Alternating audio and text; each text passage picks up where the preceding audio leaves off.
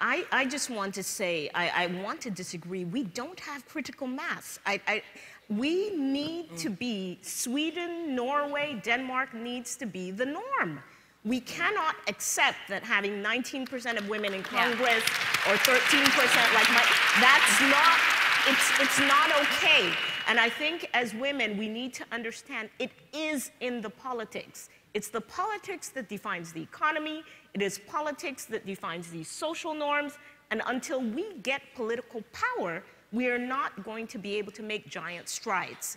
And to get political power, every woman in here, we cannot all run for office, but every woman in here needs to be involved in getting a woman elected. But I think we need to be organized. We need to raise the money. You know, when you're running for office, we do not have the resources. We don't have the money. We don't have the technical know-how and so on. And we need women across the world. I got terrific support from my Vital Voices network, from all the other women I've met through that network. I was kidnapped. I was water hosed and so on. One of the greatest things was that within an hour, women around the world were sending me messages and sending messages to my government that it's not okay. And so we need to get organized. It has to be more than meetings like this. We need to form organizations. And one of quotas. the things I believe that's happening in Egypt is that the women were not organized.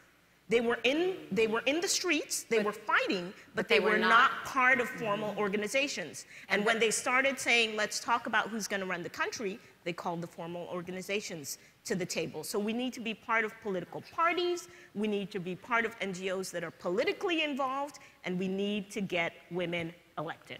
I would also add to that. Let me give Elise the last word because the clock has run out on us. But Elise, we can go on for a long time. We know that Vital Voices is going to be part of that because we're going to leave here inspired by Ka and by everyone's call to arms here.